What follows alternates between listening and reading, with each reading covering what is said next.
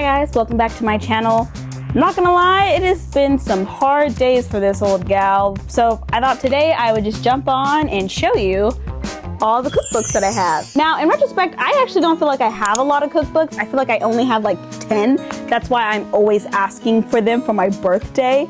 I have 10 to get through, so let's just get started. First is my Bob's Burgers cookbook. I've been wanting this cookbook for a long time, and if you are interested in me making any of these recipes, let me know. I have no problem talking about Bob's Burgers. It's one of my favorite shows. You know, like when you go to bed, right? And and you're like putting on a show to fall asleep to? Mine is Bob's Burgers. It's just a feel-good family show. You know, these people are poor. You guys remember this one? And you know, I love cooking. When you grew up and you probably had chores around the house, my chore was to cook for the family. I had to make dinner almost every night for about 5 sisters, 4 brothers, and then occasionally we would have like an auntie or uncle living with us. So I was making food for like 12 people every night, and I enjoyed every bit of it. I remember being like 5 or 6 and my auntie, my Auntie Deborah, and my mom putting a potato in my hand and then teaching me how to peel potatoes. We had like a little bag out. I remember having a knife for the first time instead of a peeler. And I remember it being such a like visceral experience. Capoeira. So I was really excited to get this. My boyfriend got this for me for my birthday. I have not made any recipes, but if you want to see any, let me know. Which is a Bob's Burgers reference. Next one, which I'm sure you've seen before, if you saw my video about the home cafe, if those recipes were good, this is that cookbook. I'm not really sure if you can call a drink like book a cookbook, but I definitely do. It's hard, I understand. It's hard to buy a cookbook. It's hard to buy a drink book. It's definitely like pricey. These are usually like 60 to 40 bucks. And when you go to Barnes and Noble, you're typically buying things like a romance. To me, I think of cookbooks like experiments where you get to go home, grab a few ingredients, and then see if it tastes good. Like, it's like science class, except you get to eat everything that you make. Like, I don't understand why nobody would want to do that. Like, you want to read a basic romance novel, or do you want to have like 30 to 50 new recipes that you can make at home, invite your girls over, and then you guys are just trying various matcha recipes? Like, to me, no brainer. Absolutely would devour. This one's a good one too. That video that I made wasn't very good. It does not do the book justice, but like the colors, the outline, the recipes, so good. The next cookbook is Matcha Meets Macaroons. Do you guys watch Miraculous Ladybug? Because I have done some seriously crazy things because of Miraculous Ladybug. My last semester in university, I decided to take a fencing class because Adrian Agress did fencing, and I actually have some fond memories of the class, so no regrets, you know? Anyways, the Miraculous Ladybug, her parents own like a bakery, but she ends up making a lot of macaroons. Macaroons to me are like one of the hardest things to make. I've made them once with my friend. They did not turn out very well, but you know, I want to get better at making loads of different things. I'm a savory chef. I'm a savory cook. So let's fry it up. Let's pan fry it up. Let's go, you know? Like, that's where I am, you know? Also, she had sugar cookie recipes and ideas. I love sugar cookies. Not necessarily like for the eating, but like because they're just pretty. Like the shiny, you can do so many different designs. And in fact, she has a full page of just like art. What is this? Art. And I'm just like, how are people doing this? This one right here, how are you doing that? How are you freaking doing that? Beautiful, absolutely gorgeous. I want to learn. I'm really excited for this one. All the colors, all the explanations, all of the macaroons are such like a European thing, and then like mixing it together with her own Asian culture. So I'm really excited for this one. If you guys want to see any recipes from this book, let me know. Smart Plants. This book is actually way more informational than it does actually have recipes in it. It's more like a textbook. I used to know the word for textbook in Japanese. Kyosha? I don't know. It's right here. Then the recipes are going to be like, this one is literally arugula peach salad with almond ricotta, chamomile lemonade, you know? Like, that's kind of what got me. A roasted beet salad with blackberry vinaigrette. Read that word for me, this one right here, this T word. Tryptophan. Apparently that's important. Guys, I get into phases where I want to become a completely different person, and so I end up buying books like this. I have yet to make any recipes in it, but it was really good, you know? I felt like it had checklists, it had recipes, and like the biggest thing, and then they had like meals 1 through 5, meal plan number 7, skillet chicken with spicy red bean and rice, lemon herb pork tenderloin with green beans, pork chops with cauliflower and roasted red pepper sauce, shiitake mushroom frittata with picroni romano, and then it says choose a pantry recipe. And then the next page, they would have like the pantry items, the items to prep ahead, make ahead, and then the grocery list. I thought it was like literally the most perfect book that I was looking for.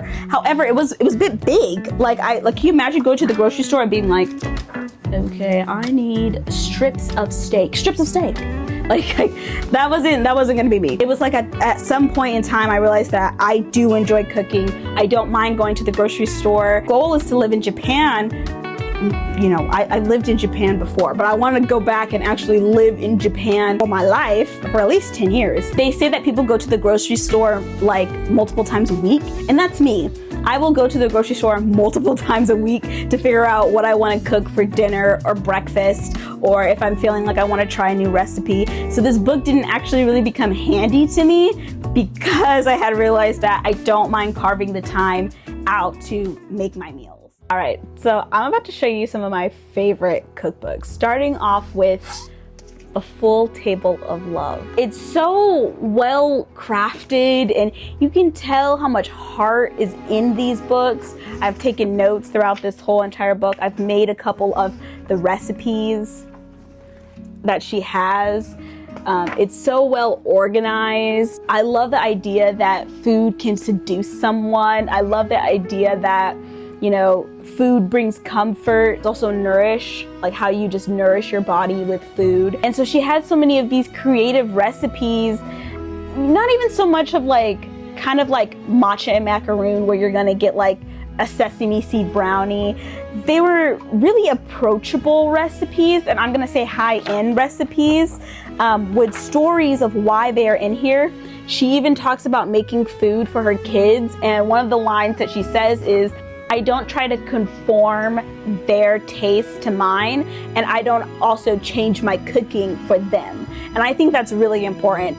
She also talks about how parents are like, they are gonna be the building blocks of the palate that the kids are going to have for food. How your parents gave you food, their approach to food, how they cooked, is going to be like your level of what you're going to try and what you can't try. This is the line she says. She says, I neither pander to their taste nor force them to agree with mine.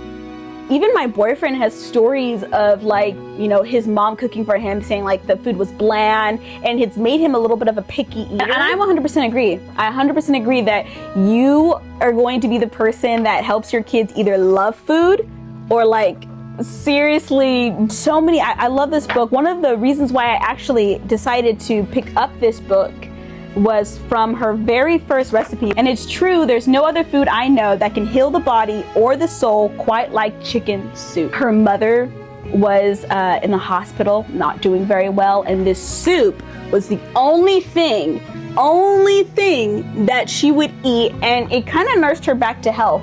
My own mom right now is not doing very well. She's doing a lot better than she was, but she's not doing very well. The idea of making this broth for her to bring her back to health, made by another mom or another daughter making it for her mom, another daughter making it for her mom in order to heal her, spoke volumes to me. Oh, one of my favorite books. I love this cookbook, so please try it out. Sorry if I'm getting super like excited about it, but I love this cookbook. Wild Sweetness.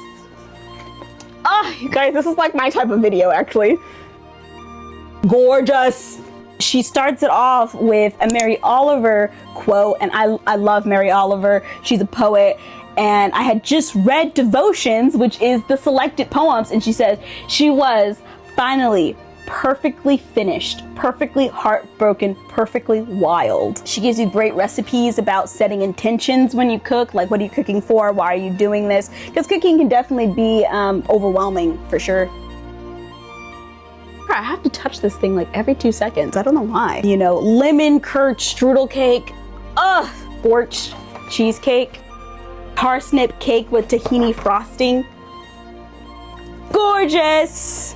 I just want to just listen to some of these titles. Brown sugar cheesecake, sugared sesame seed banana bread, pecan scones, beetroot mud cake, truffles, lemon thyme bars. This book has so many delicate and purposeful recipes. By season, petal granola. And I remember wanting to make a video about these recipes that feel so Disney to me. Like if Disney was like a high end, a frosted chamomile tea cake. You're telling me you see this white rose cake and you're not thinking, am I in a fairy tale where you are feeding me white rose cake? Not only thoughtful, but they feel like they fit the theme, you know? It's hard to really get a cookbook that I feel like has the right illustrations, instructions, and recipes specifically. It's so hard. There's a lot of baking in here. I actually don't know if there's any savory dishes at all in this book, but and I will say these recipes are a lot harder only because they require a lot more equipment and a lot more steps. You have to be patient with this one, but I feel like the outcome is so luxurious. This one is what to cook when you don't feel like cooking. I have yet to make a recipe from this book as well, and the reason being is that it has a stupid ton of recipes, which is fine, but I'm not really interested in like cooking that's lazy. You can tell when someone's making a recipe to look pretty or, you know, to look different, you know, and it wasn't kind of like what I was looking for. I feel like I'm looking for a lot of truth in my cookbooks, and once you get these glossy pages and, you know, everything looks so, how can I say, you know, saturated, it's a little bit of a turnoff, but it also does look professional. Like I'm not interested in these ones. It's just like not as like per my taste as Wild Sweetness and A Table Full of Love is, to be honest. And my boyfriend picked this one out too, so he had to go to the store and was like, that's the one. Like I said, the recipes in here seem absolutely fine. Like they seem absolutely fine. They just don't necessarily speak to me and what I typically go for when I'm picking out my own cookbook, which is going to be like something that's like has a little bit of a story, or, you know, has those interesting recipes that are mixing their culture with something that is very well known. This one just feels like it's a cookbook. Like, you know, someone made a cookbook because they can make a cookbook. It's so different. Can't you feel like how different this one is from this one or Wild Sweetness? Not at all interested in making any recipes in this book. I love you, baby, if you end up watching this one. It's not that I don't like it, it's just like not my cup of tea. 9-10. All right, I have 2 more. I think I am gonna do the bonus video, so stick with me here. Don't give up on me. We're having a good time. Come on. All right, guys, and the last 2 cookbooks that I want to share with you, which I'm gonna call my nerdy cookbooks. First one is the Avatar: The Last Airbender cookbook. I've enjoyed this cookbook so much. I have made recipes from this book. You will even find videos on my channel. If you're a fan of the Avatar: The Last Airbender, you will not regret purchasing this. Absolutely not. I have so many notes. I felt like the hardest recipes were from the Water Tribe and the Earth Kingdom. Ingredients that were a bit difficult to track down. I had to find duck, and the place where you could find duck in my hometown, they were like, you need to buy like 5 of them, or she's like, get a couple people that also want to buy duck. And I was like, I'm the only person in my family that wants to buy duck. Some of it was just a little bit more difficult to make, like it required more equipment. I did make the blueberry cookies in the water chive. Doesn't taste very good, but it was really fun to make. Very simple, easy recipe. Oh, my favorite one in the Earth Kingdom. Hold on, where is it? Not the cactus juice. The Misty Palms Oasis. Okay, this mango smoothie, so good. It's made with cardamom seeds. I also did a video about the Jasmine Dragon, which I wish I could redo because it wasn't very good. It was like one of my first videos. It was not very good. I will be completely honest. Really great recipes. The Bender tea, which is actually inspired by Aang and Katara and their relationship. Fire Nation, they stepped up.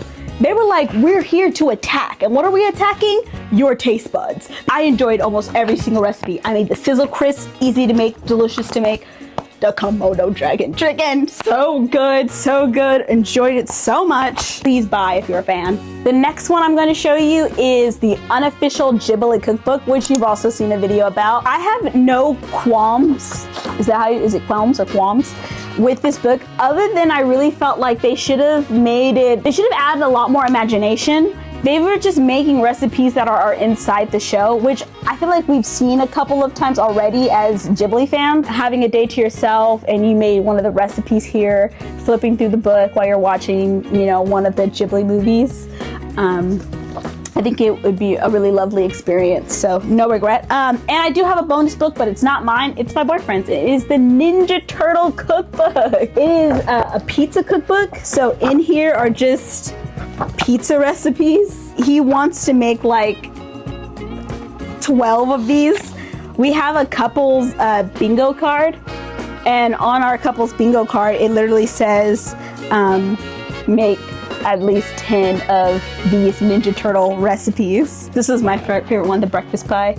I want to try that one first. He's a big fan of the Ninja Turtles, and I like the Ninja Turtles, but he's like otaku. He's big fat nerd, big fat nerd. Guys, those were my 10 cookbooks that I'm so glad that I was able to share with you. Comment down below which one you thought was the most interesting or one that you might consider buying, and I'll catch you in the next one. So long, Hotman.